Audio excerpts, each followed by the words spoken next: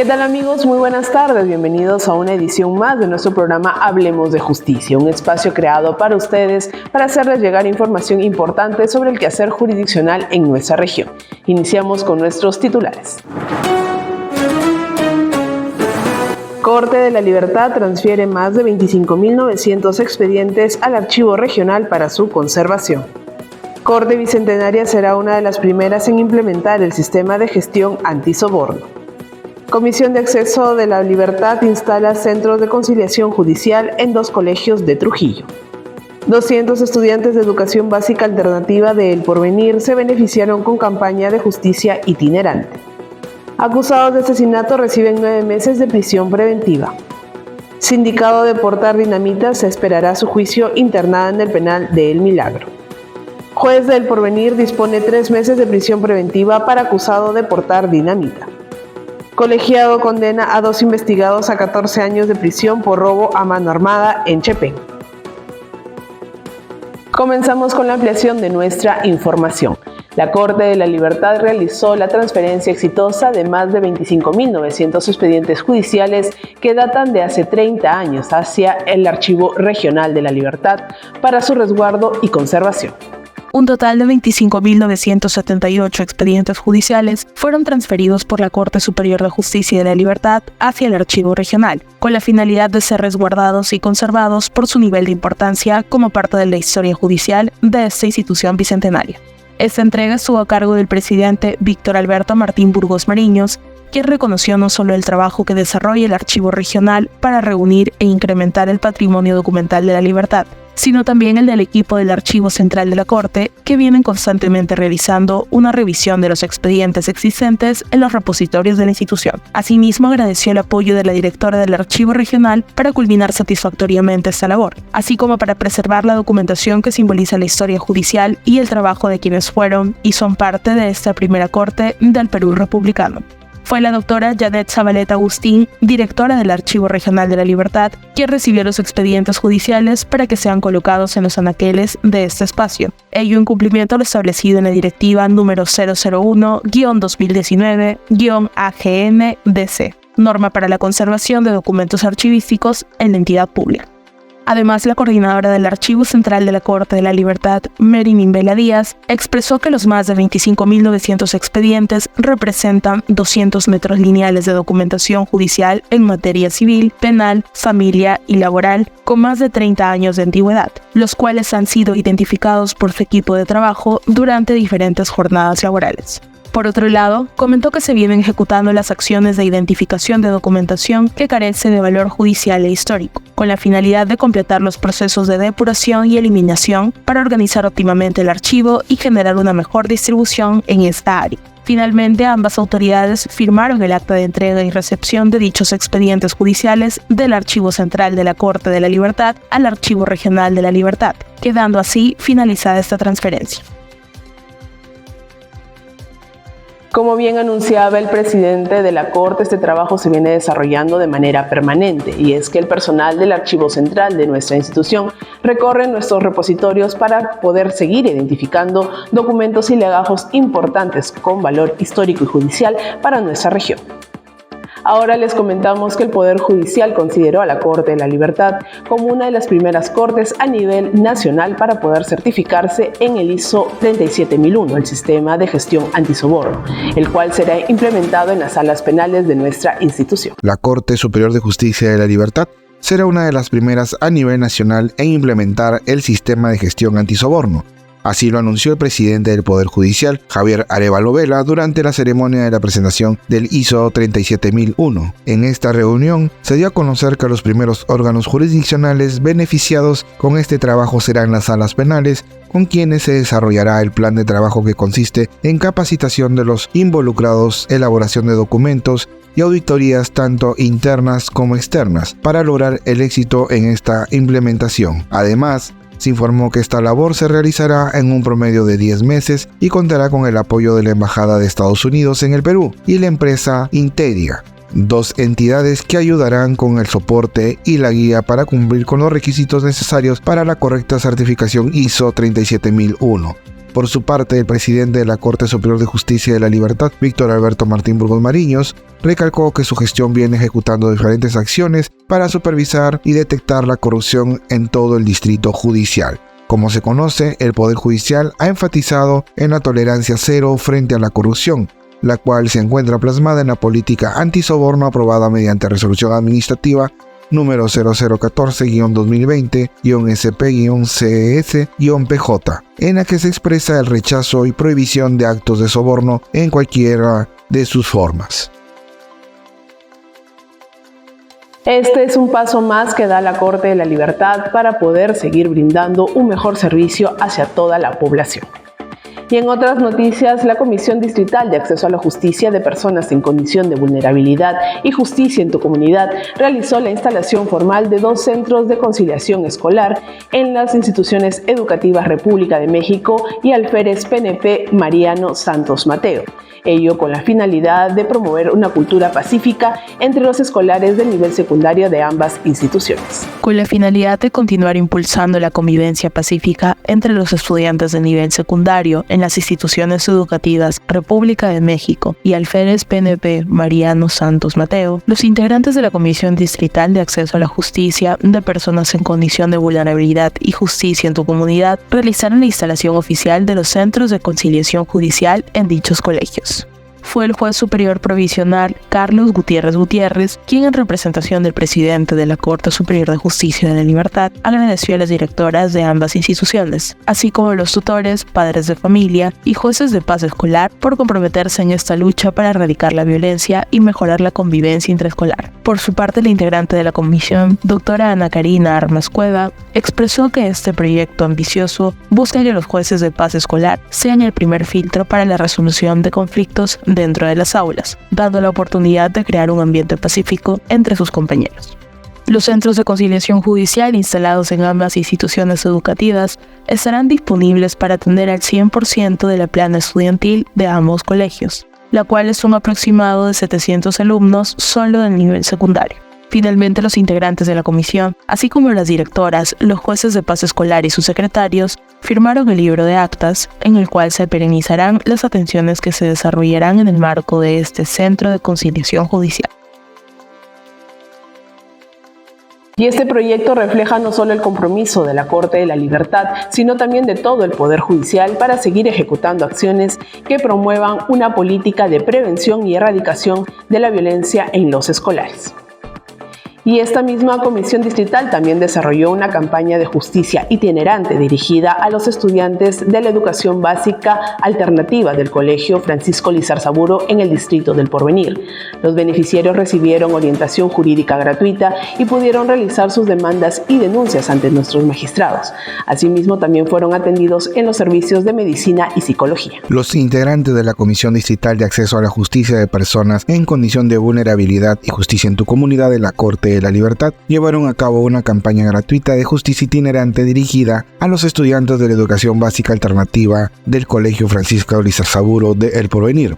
Fueron cerca de 200 personas quienes recibieron orientación para formular sus denuncias respecto a casos de violencia familiar, así como información jurídica gratuita de procesos judiciales, atención en medicina y psicología. Asimismo, nuestros magistrados recibieron demandas en procesos de alimentos y filiación, mientras que nuestro personal jurisdiccional brindó información importante sobre los beneficios de este programa nacional que busca acercar la justicia a las zonas más vulnerables y alejadas de nuestra región. La magistrada integrante de la comisión, doctora Imonlúcar Vargas, en representación del presidente de esta Corte Bicentenaria, agradeció a los directivos de este centro educativo por abrir las puertas del plantel y apoyarnos en la promoción y sensibilización del respeto a los derechos de las personas. Asimismo, dio a conocer que la labor de justicia itinerante no es la única acción que desarrolla la comisión, puesto que están enfocados a llevar la justicia hacia los usuarios que buscan una atención oportuna y eficaz a sus demandas, pese a las distancias entre sus hogares y las dependencias judiciales de la región. Por su parte, el director del EVA, Francisco Lizarzaburo, Julio César Ábalos Valdés, expresó su gratitud al equipo de la Corte de la Libertad por considerar a los estudiantes de este centro educativo en este trabajo trabajo de acercamiento de la justicia. Finalmente, el representante de la Gerencia Regional de Educación de la Libertad, Leonardo Ramos Cabrera, ratificó el compromiso asumido para seguir apoyando estas iniciativas del programa de acceso que dan a conocer la importancia de reforzar el respeto de los derechos y el cumplimiento de deberes de toda la ciudadanía. Tenemos estudiantes que ya son madres de familia, estudiantes también que de repente son madres abandonadas, estudiantes que trabajan de repente en condiciones laborables no apropiadas, ¿no? Estudiantes de repente que no conocen sus derechos laborales, y tenemos estudiantes incluso que no tienen una condición médica adecuada. Entonces, estas mesas itinerantes que está propiciando la Corte Superior de Justicia en coordinación con la Gerencia Regional de Educación es realmente importante, y hago el llamado a que esto continúe. Vamos a la pausa comercial y al retornar tendremos la entrevista con el doctor Luis Alberto Solís Vázquez. Él es juez especializado en lo penal de la Corte Superior de Justicia de la Libertad, con quien trataremos el tema sobre los beneficios penitenciarios. Ya volvemos.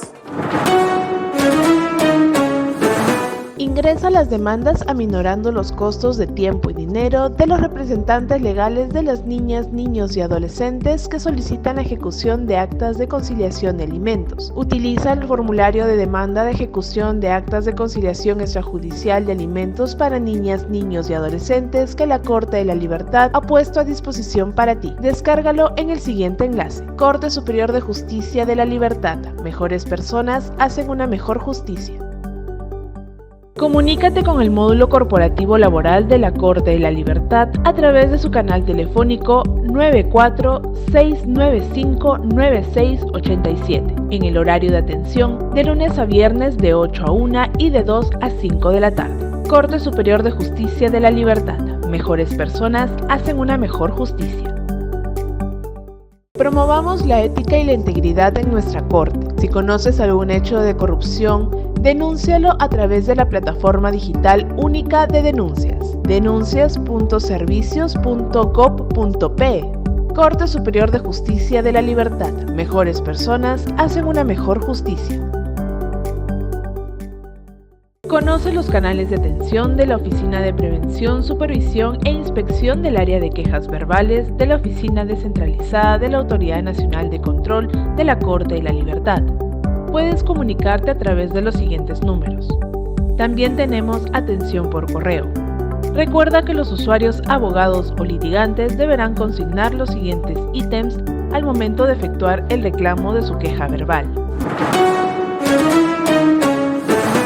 Seguimos aquí en nuestro programa Hablemos de Justicia. Ahora nos encontramos con el doctor Luis Alberto Solís Vázquez. Él es juez especializado en lo penal e integrante del Cuarto Juzgado Penal Supraprovincial, el Colegiado Transitorio de Trujillo. Doctor, muy buenas tardes. Bienvenido a nuestro programa Hablemos de Justicia.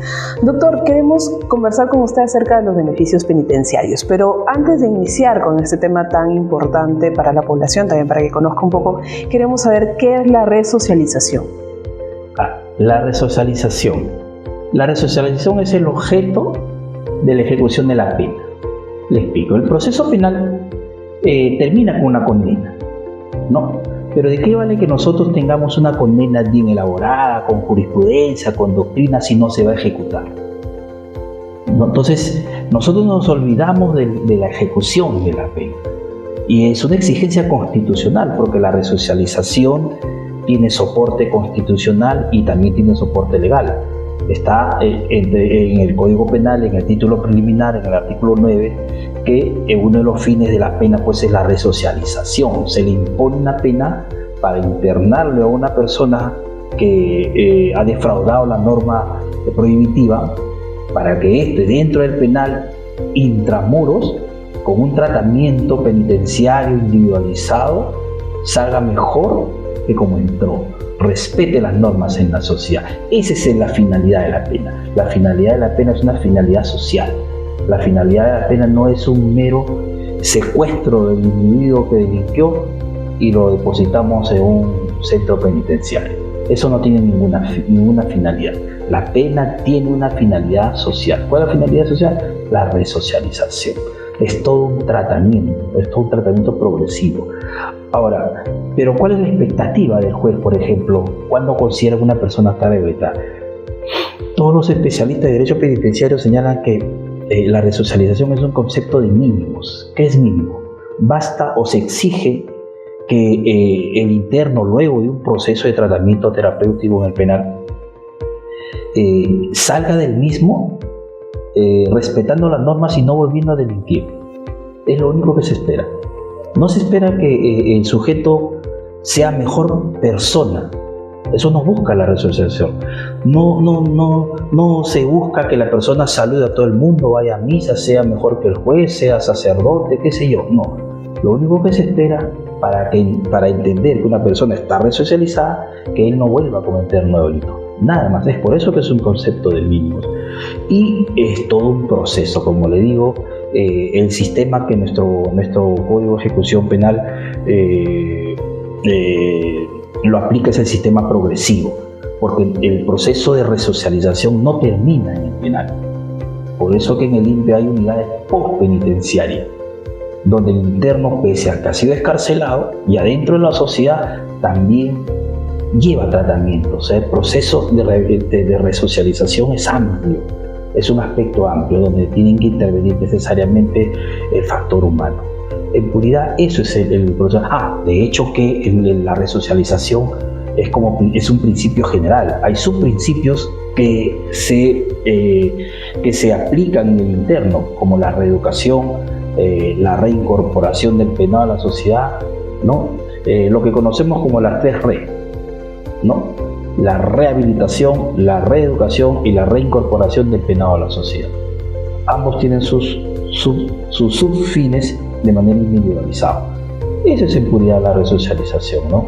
Que es un fin constitucional de la pena. No es que nosotros como funcionarios públicos o como jueces internamos a un delincuente en el penal y el Estado se olvida. No, ojo que es un fin constitucional, está en la Constitución y nosotros tenemos que desarrollar ese tratamiento resocializador, porque si no, pues si lo vamos a meter al penal y vamos a esperar a que cumpla su pena, pues va a salir igual a delinquir. Eso es en puridad, de manera sencilla, el concepto, y como un concepto bien para que nos entienda el público, ¿no? ¿Y qué sucede cuando este delincuente o esta persona que ha infringido la ley sale del penal y vuelve a delinquir? Fracasó el sistema, así de simple. No se aplicó el proceso de resocialización en el penal. Es por eso que es trascendental que el Estado invierta en los penales, porque si no vamos a seguir escuchando que de los penales se generan los delitos, que en los penales sigue habiendo delitos dentro de los penales, reyertas, etcétera, y que de los penales el interno salga con mayores habilidades y perfeccione su hábitat para delinquir. Eso lo vemos nosotros, y si lo vemos nosotros que eso está sucediendo en esta realidad, es porque el Estado no está cumpliendo su rol constitucional del proceso de resocialización. El proceso de resocialización implica, su propio nombre lo dice, o sea, el sistema penitenciario tiene que ver con derecho penitenciario, que está muy bien, ¿no? Tratamiento penitenciario, que está pésimo. El tratamiento penitenciario, por ejemplo, es grupal e individual. Psicólogos, asistentes sociales, talleres laborales. Entonces, tienes que, por eso uno de los principios de la reeducación, tienes que darle técnicas para que cambie sus actitudes, tienes que darle posibilidades de generar una profesión en el interno, y no hay talleres. Hay estadísticamente en el penal de Castro Castro, por ejemplo, había 8 psicólogos para 5.000 y tantos internos. Es imposible. Zaffaroni señala que bajo esas condiciones es un milagro que una persona se rehabilite. Es por eso que nosotros vamos a escuchar a cada momento que del penal salen, y del penal pues es la cuna de la delincuencia, porque el Estado ha descuidado su obligación constitucional de resocializar. Ojo, que las personas que están en el penal solamente están privadas de libertad. Están privadas de libertad. siguen siendo ciudadanos y algún día van a salir. Y como tú dices, van a salir, si no se les resocializó, van a salir a delinquir porque no se les enseñó, no se les reeducó, no se les resocializó, no se le incentivó a la cultura del trabajo mediante talleres. Y no hay talleres en el penal. La cantidad de talleres es escasísima. Debe haber una pluralidad de talleres y pluralidad de actividades laborales y de estudio para que el interno en el penal pues no tenga ese espacio de ocio y pensar en delinquir, sino un espacio de trabajo laboral. Y para eso, para cumplir ese fin constitucional, por ejemplo, funcionan los beneficios penitenciarios, porque forma parte del fin procesalizador. ¿Y qué son los beneficios penitenciarios, doctor? Los beneficios penitenciarios. Ha habido varios conceptos, desde el Tribunal Constitucional, del Ministerio de Justicia, el Código de Ejecución, el reglamento del Código de Ejecución penal y también en el Poder Judicial. Pero impunidad, los beneficios para el Tribunal Constitucional señalaba que no son derechos fundamentales. Eso lo tenemos claro. Los beneficios penitenciarios no son derechos fundamentales. O sea, uno no puede exigir salir en libertad. Porque los derechos fundamentales, cuando uno exige, por ejemplo, el derecho a la libertad, yo puedo exigir transitar libremente por esta calle. Por eso que el Tribunal Constitucional zanjó un tema que llegó hasta su competencia y determinó pues que los beneficios penitenciarios no eran derechos fundamentales, sino más bien garantías del Código de Ejecución Penal para procurar la rehabilitación, la resocialización. Igual el Ministerio de Justicia señalaba que eran instrumentos para el proceso de resocialización. Y el Poder Judicial en la misma línea señalaba que sí son derechos subjetivos, o sea, sí se pueden reclamar, pero esos derechos subjetivos tienen que estar condicionados. ¿A qué condicionados? A que el interno acredite, objetivamente, definitivamente, que está en ese proceso de resocialización. Ojo que para salir en libertad no se requiere que estés rehabilitado totalmente, porque el proceso, como te dije antes, termina en el mundo libre, en la vida libre. El proceso termina, por eso la existencia de las unidades postpenitenciarias. Bueno, hay algunos jueces, hay algunos compañeros que dicen, no, todavía no está resocializado. No, es una falsa idea, no sé de dónde lo han sacado. Pero no, el proceso de rehabilitación es un proceso. Es por eso que cuando se da un beneficio penitenciario uno hace un juicio de probabilidad, no un juicio de certeza. No puedo decir yo, usted está rehabilitada, por lo tanto le doy libertad. No, los juicios de certeza son para condena. Para beneficios penitenciarios es un juicio de probabilidad. Señorita, usted me está demostrando que ha trabajado desde que ha ingresado, que ha estudiado, que ha hecho deportes, que tiene una familia conformada porque ha tenido visitas familiares, ha tenido visitas conyugales, o sea, no se ha separado de su entorno familiar, etc. Entonces usted no tiene ningún proceso disciplinario en el penal, no ha sido sancionado, usted no ha regresionado, por lo tanto no hay ningún elemento objetivo que me haga pensar de que el interno no está en proceso de resocialización. Y como le comentaba, el tema es un concepto de mínimos. Es una probabilidad de que el juez debe tener de que esta persona saliendo del penal no va a volver a cometer nuevo delito. Y ojo que estadísticamente en el penal de Trujillo, por ejemplo, el reingreso de personas es mínimo. Ahora usted me puede decir, entonces ¿está funcionando el proceso de resocialización? Sí, pero no porque el Estado lo está impulsando, sino porque hay personas que individualmente deciden cambiar, que es otra cosa sustancialmente distinta, ¿Y cuáles son los beneficios penitenciarios más comunes? Los beneficios penitenciarios más comunes son los que están a cargo del juez y también de la administración del IPE. Por ejemplo, los más comunes son la semilibertad, la liberación condicional y la redención de penas por trabajo y educación. Esos son los más comunes. Hay otros principios como la visita íntima y el permiso de salida. Por ejemplo, la visita íntima, por ejemplo, no debería ser un beneficio penitenciario criterio mínimo. Está en el código, sí, pero no debería ser, porque su fin no es resocializador. Su fin es mantener el vínculo, el lazo, usted lo ha dicho, el vínculo familiar. Ese vínculo no se puede perder estando al interno. Son otros valores los que se protege con la visita íntima, no tan directamente vinculadas a la resocialización. Si bien es cierto, la familia presiona a que uno cambie, pero eso es de manera indirecta. Pero el fin principal de una visita íntima, pues, no es que la víctima te presione, sino es mantener ese lazo, ese vínculo de pareja, ese vínculo de familia que necesariamente tiene que haber, ¿no? Ahora, la visita, los permisos de salida, no se da. Es un beneficio casi muerto, y si se da de maneras escasas.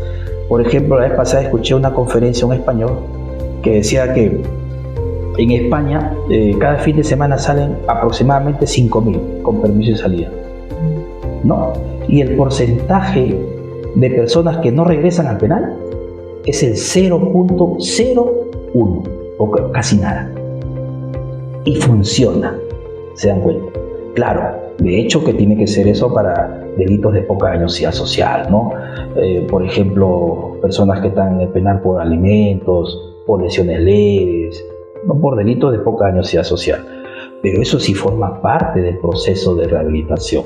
La conexión con la familia, ahí sí se da la presión de la familia, porque él va a sentir la unión familiar, si tiene hijos, etcétera, no va a querer volver al penal, y eso internamente va a hacer que él trabaje y estudie para que trate de salir lo más antes posible.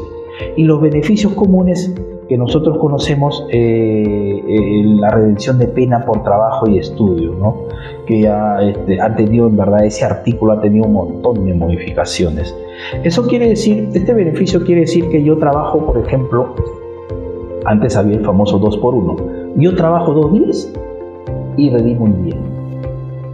O sea, un día de pena gano trabajando 2 días. De repente me condenan a 5 años y yo puedo salir con 4 años porque he redimido 1 año de pena. Entonces permite salir del penal antes del cumplimiento de la pena. Para eso también. Pero también sirve para acceder al beneficio de semilibertad y liberación condicional.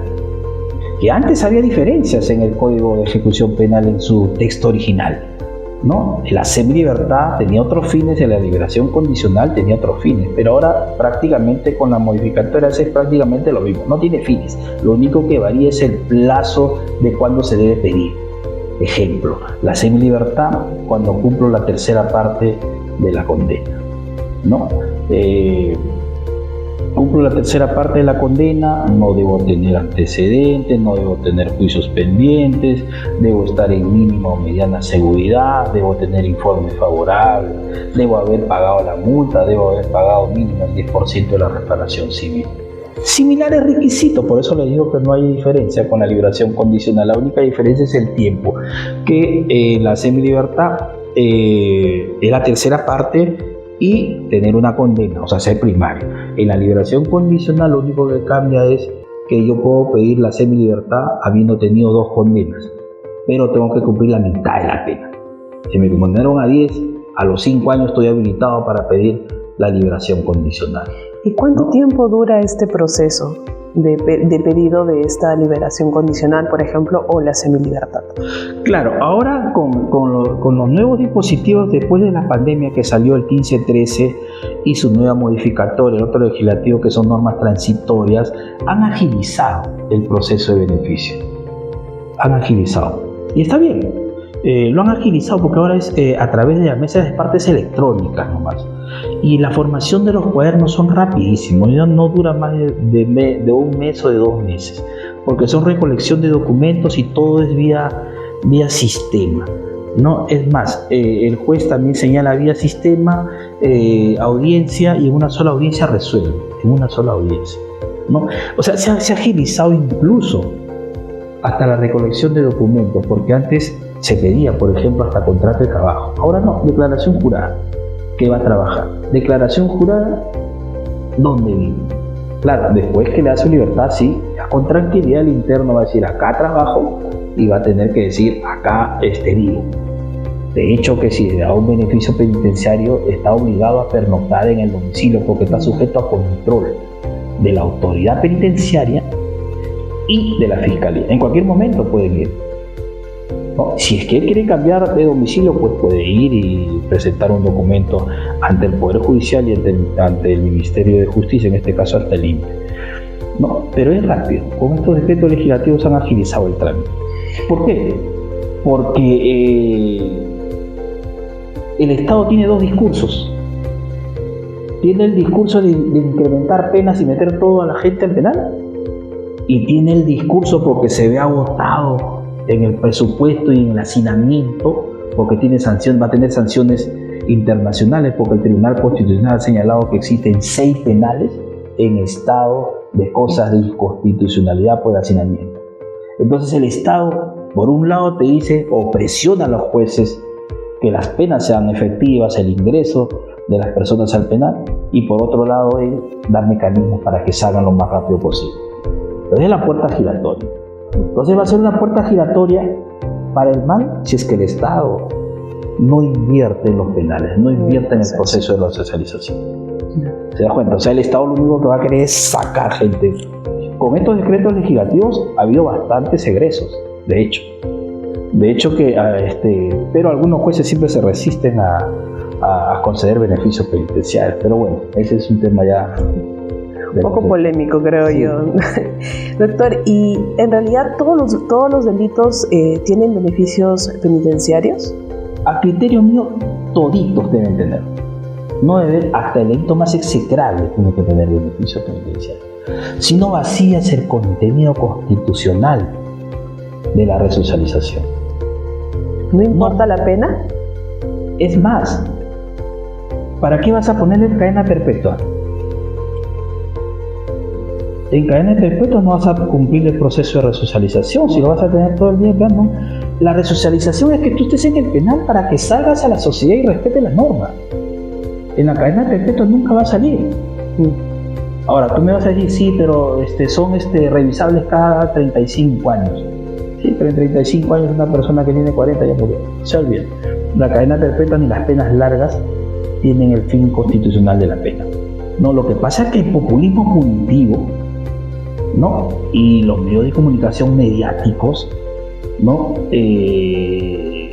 Nos trasladan esa falsa idea de que hacemos bien metiendo a la gente al penal, que el Estado hace bien elevando las penas sin ningún criterio criminológico, no, sin ningún sustento incluso criminológico. O sea, los penales se están convirtiendo a este paso en depósitos de carne humana, nada más, como señala Zaffaroni. No, es una cárcel jaula, donde no se cumple ningún fin social de la pena, ¿no?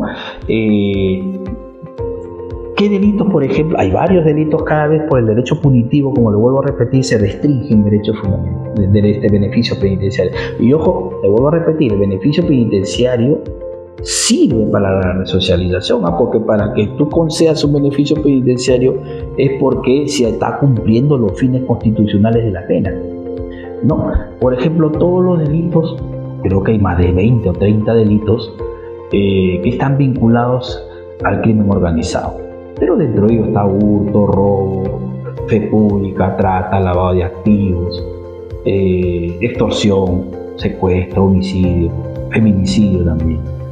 Todos los delitos contra la libertad sexual también, violación sexual, actos contra el pudor, proxenetismo, rufianismo, todos los delitos que están en ese capítulo contra la libertad sexual, que no tienen ningún beneficio, no tienen ni beneficio de redención de pena, ni semilibertad, ni liberación condicional. O sea, se está incrementando los delitos que no tienen beneficio. O sea, a usted yo le condeno a 15 años y los 15 años va a tener que estar presa. No puede redimir ni un día. Entonces yo le pregunto, si usted va a estar los 15 años preso, ¿cuál es el estímulo para que usted se resocialice? Ninguno. Pero sino que a veces se considera que hay algunos delitos en los que ya las personas incurren y dices, ya no tiene salvación, ¿no? Como por ejemplo el homicidio, como por ejemplo la violación de niños o personas de incapacidad, o inclusive hasta mayores de edad, ¿no? La trata de personas, entonces, inclusive hasta el crimen organizado, ¿no? La población, las personas de a pie, tenemos ese concepto de que si ya lo hizo, ya mató a una persona, ya pudo empuñar un arma y asesinar a alguien mirándolo, o así sea por cualquier estímulo externo, ya no tiene una opción de remisión. Ya. Si no aplicamos la resocialización, si no le queremos darle beneficio, ese interno algún día va a salir, porque no va a estar de por vida en el penal. Y si no le has tratado, va a salir a cometer el mismo delito o de repente con mayor gravedad. Entonces la sociedad no entiende, más bien que debemos rehabilitarlo. No, debemos de darle todos los estímulos, 10 años, 15 años, 20 años, pero darle esos estímulos para que saliendo del penal no vuelva a cometer, porque algún día va a salir. Algún día va a salir del penal, no es que se va a quedar de por vida, salvo que tenga cadena perpetua, pena de muerte, que no hay. No, pero hasta la cadena perpetua puede salir, cumplida o revisada su condena a los 35 años. O sea, siempre va a salir, no es que el interno se va a quedar para siempre en el penal. Ojo que el derecho penal no es venganza tampoco. Los fines de la pena es la resocialización.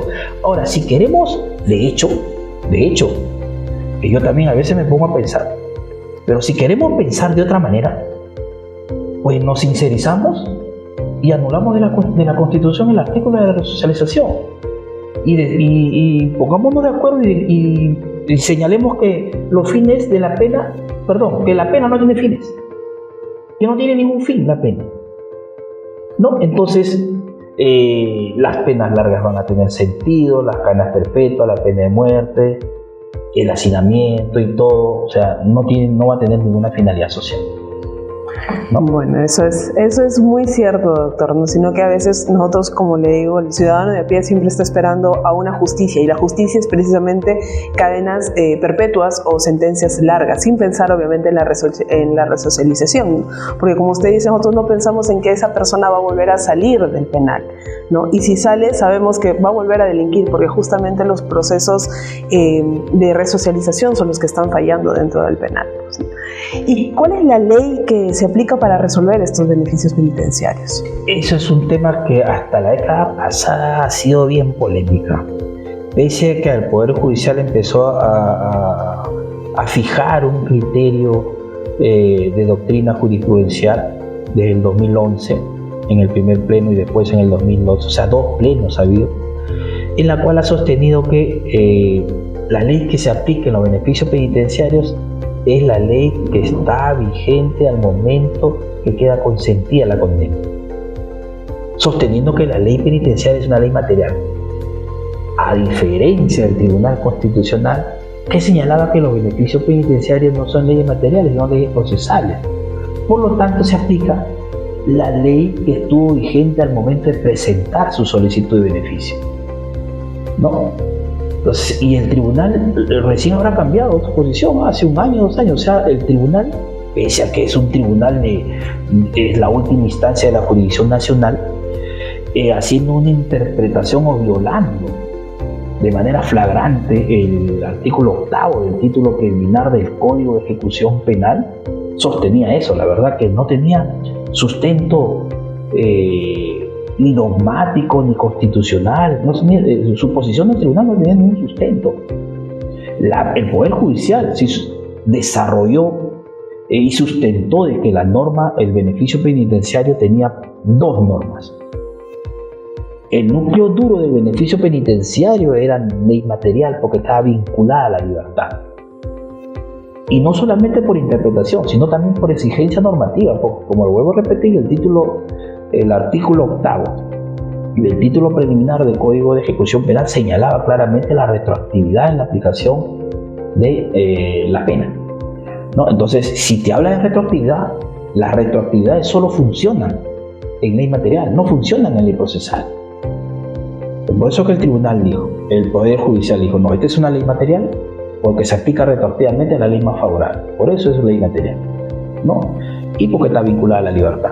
Y determinó, pero entonces ya está bien, vamos a aplicar la ley, es material. Pero ¿qué ley le aplicamos? En el derecho penal común está el artículo 6, que sí te dice qué ley aplicar.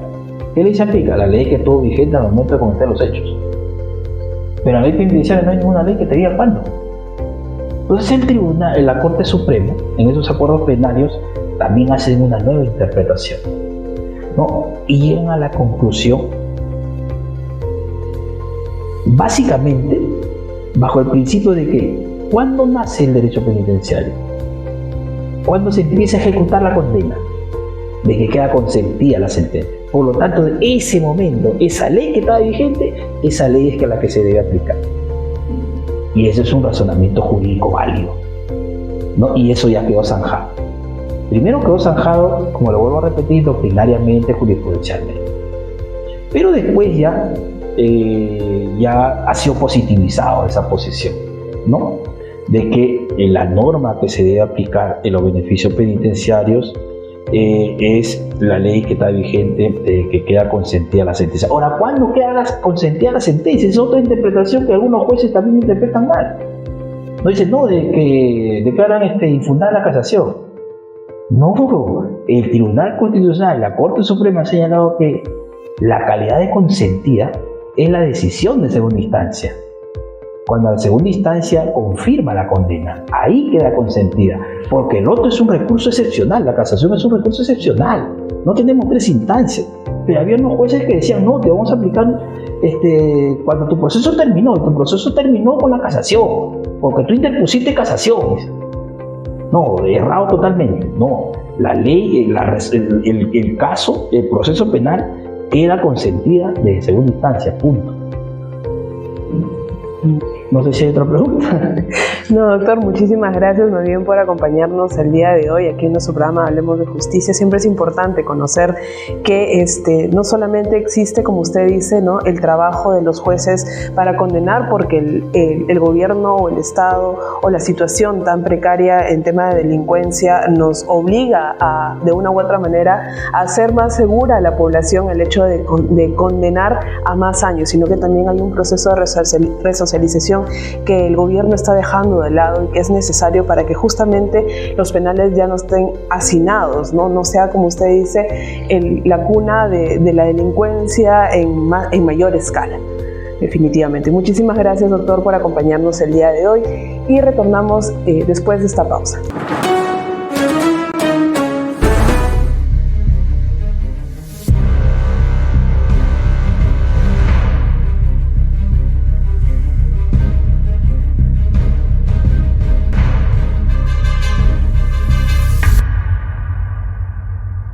En una ciudad donde la seguridad es una prioridad, es fundamental proteger a los habitantes y mantenerlos alejados del peligro.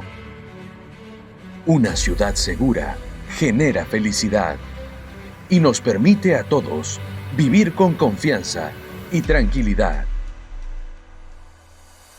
La Corte Superior de Justicia de la Libertad ha dado un paso significativo en este camino hacia la seguridad, implementando la nueva unidad de flagrancia de Trujillo. Esta unidad especializada se enfoca en combatir los delitos flagrantes, garantizando que la justicia sea inmediata.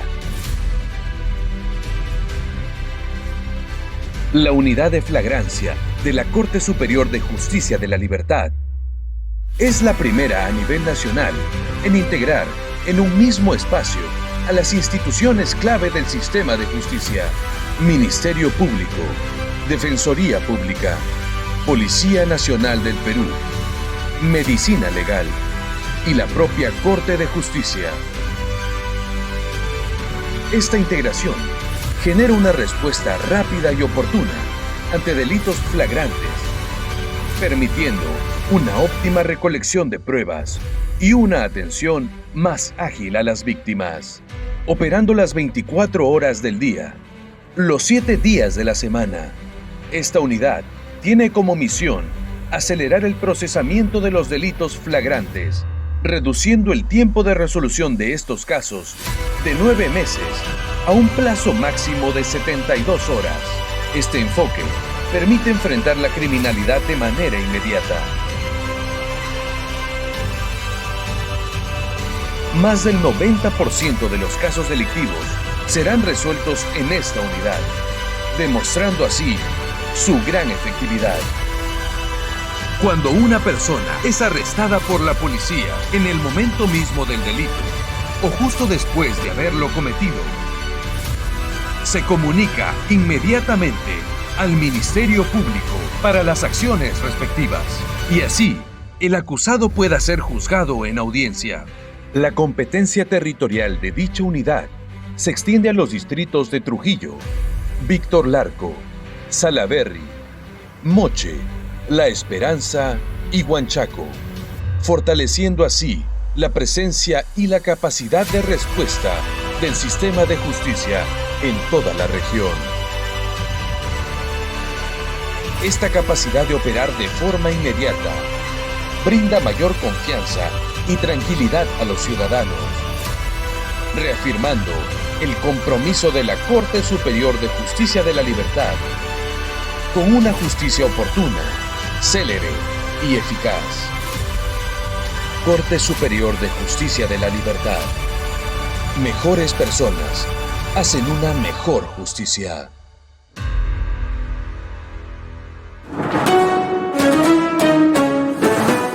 Seguimos aquí en nuestro programa Hablemos de Justicia. 9 meses de prisión preventiva fue la medida coercitiva dictada para 2 sujetos acusados de asesinar a quemarropa a un joven, presuntamente por un ajuste de cuentas. Tras ser acusados de asesinato, Darlene Flores Ruiz y Fernando Barrantes Cárdenas fueron recluidos en el penal de varones de El Milagro por un periodo de 9 meses. Esa fue la medida coercitiva dispuesta por el magistrado del primer juzgado de investigación preparatoria de Trujillo, Martín Ramírez Sáenz. Los hechos descritos situarían a Flores Ruiz como el sujeto que habría realizado el seguimiento por varios días del agraviado con la finalidad de conocer sus movimientos y poder asesinarlo, mientras que Barrantes Cárdenas es indicado como el conductor del vehículo en el que se trasladaron para cometer el crimen. Fue así que, aprovechando que el hoy occiso se dirigía a su vivienda luego de compartir con unas amistades en una loza deportiva del distrito de Laredo, los zampones, entre ellos los ahora investigados, arremetieron contra la víctima, quien recibió disparos a quemarropa, ocasionándole la muerte de manera instantánea. Gracias a las investigaciones del personal policial, se logró dar con el paradero de Flores Ruiz y Barrantes Cárdenas, quienes pertenecían a la banda criminal Los King de Laredo, hallándoles entre sus pertenencias el celular con el que habrían compartido mensajes, audios y fotos relacionados al homicidio del agraviado. Ante las primeras pruebas, el magistrado de la Corte de la Libertad declaró fundado el pedido de prisión preventiva para ambos sujetos por la presunta comisión del delito contra la vida, el cuerpo y la salud en la modalidad de homicidio calificado, medida que continuará hasta julio de 2025. Dispongo que los imputados concurran a este proceso con mandato de prisión preventiva. Me refiero a Darlene Heber Flores Ruiz y Fernando José Barrantes Cárdenas por el plazo de 9 meses. Y a un joven a quien se le habría encontrado con dinamita en su poder esperará el inicio de su juicio oral internado en el penal de varones de El Milagro. Explosivos serían utilizados como mecanismo de extorsión en el distrito del Porvenir. César Ávila Vega esperará el inicio de su juicio oral internado en el penal de varones de El Milagro. Así lo dispuso el magistrado del primer juzgado de investigación preparatoria de El Porvenir, Alberto Cruzado Aliaga, durante la audiencia realizada por la presunta comisión del delito de tenencia ilegal de artefactos y materiales explosivos.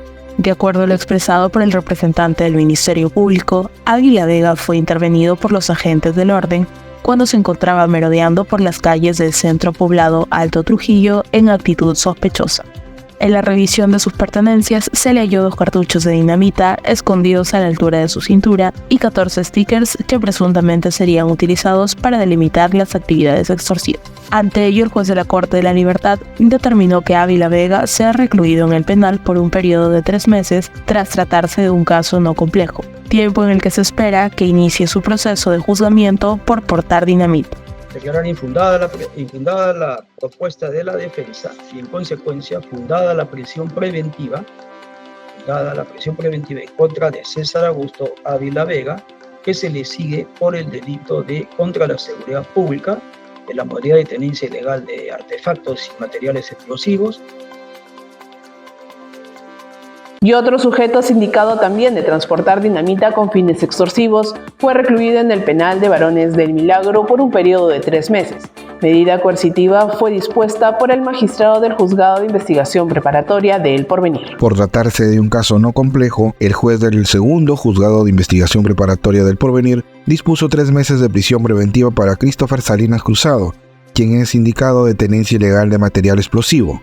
El pasado 26 de octubre, en horas de la tarde, personal policial que realizaba patrullaje en el distrito del Porvenir se percató de la presencia de un sujeto que transitaba con actitud sospechosa por la zona. Al intervenirlo, se le habría encontrado a la altura de su cintura un cartucho de dinamita de casi 19 centímetros de largo, una bolsa con marihuana y 8 envoltorios de cocaína, siendo trasladado a la comisaría para las diligencias respectivas. Además, se dio a conocer que Salinas Cruzado, por voluntad propia, habría informado que participó en un supuesto hecho de extorsión de una institución educativa inicial en El Porvenir, así como en el intento de homicidio de un ciudadano trujillano. Luego de evaluar los elementos de convicción, el juez de la Corte de la Libertad declaró fundado el pedido de prisión preventiva y ordenó el ingreso inmediato del acusado en el penal de varones de El Milagro hasta enero de 2025. Dictar la prisión preventiva por 3 meses a efectos de que se concluya con el proceso o el juicio penal inmediato al que debe someterse el imputado.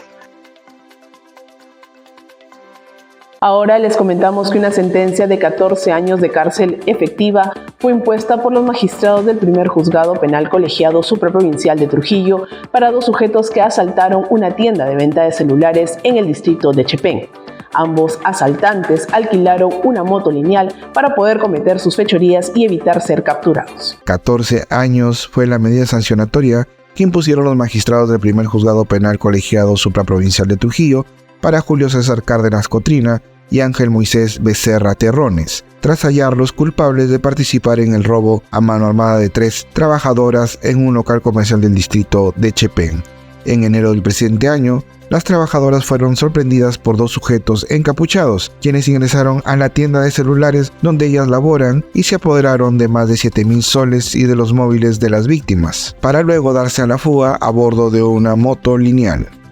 Horas después, se identificó a Becerra Terrones como la persona que alquiló la unidad menor para perpetrar el robo y evitar ser rastreado, siendo capturado por los efectivos policiales en el centro poblado de Talambo. Ante el inminente inicio de una investigación en su contra, Ángel Becerra confesó que Julio Cárdenas fue su cómplice en el atraco a dicho local comercial y que él planeó la comisión del delito, logrando que Cárdenas Cotrina sea aprehendido durante una intervención. Luego de evaluar las pruebas, el colegiado de la Corte de la Libertad ordenó que ambos investigados cumplan con su sentencia recluidos en el penal del Milagro hasta enero de 2038.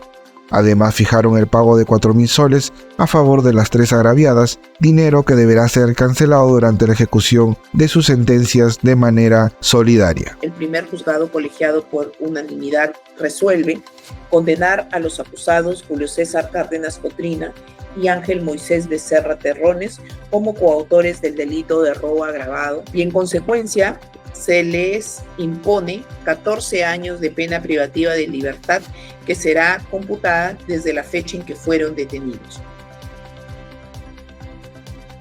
Y hemos llegado a la parte final de nuestro programa Hablemos de Justicia. Queremos agradecer, como siempre, a cada uno de ustedes por acompañarnos semana a semana en estas ediciones. Nos encontramos el próximo viernes. Permiso. Corte de Justicia de la Libertad, 2 siglos de historia, 2 siglos de justicia. Desde 1824, la primera Corte del Perú republicano.